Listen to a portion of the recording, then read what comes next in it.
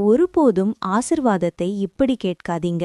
அது உங்களுக்கு உதவுவதற்கு பதிலாக தீங்காக முடியும்.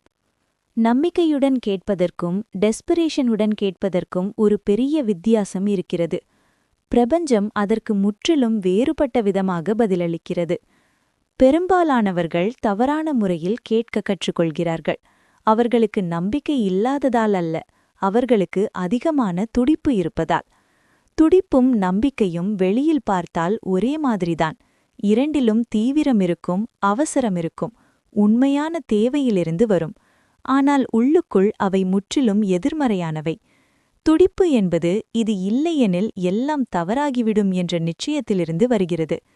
நம்பிக்கை என்பது இது இல்லாவிட்டாலும் என்னை விட பெரிய ஒன்றால் அனைத்தும் கவனிக்கப்பட்டு கொண்டிருக்கிறது என்ற நிச்சயத்திலிருந்து வருகிறது.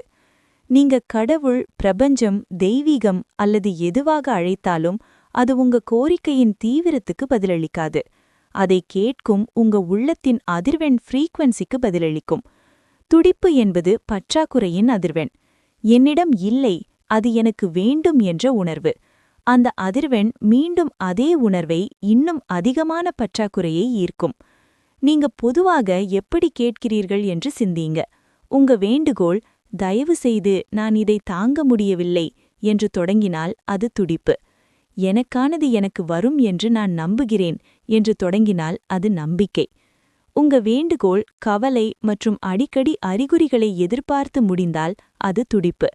அதை ஒப்படைத்து வாழ்க்கையை தொடர்ந்தால் அது நம்பிக்கை.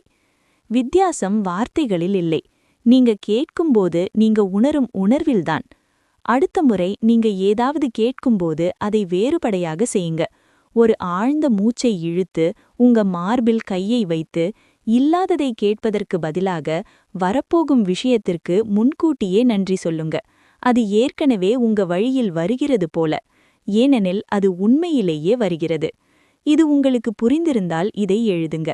நான் நம்பிக்கையுடன் கேட்கிறேன், நன்றியுடன் பெறுகிறேன். இதை ஒரு தீர்மானமாக எழுதுங்க.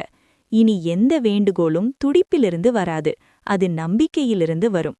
நீங்க கேட்கும் ஆசிர்வாதம் தாமதமாகிறது என்றால் அது நீங்க தகுதியற்றதால் அல்ல.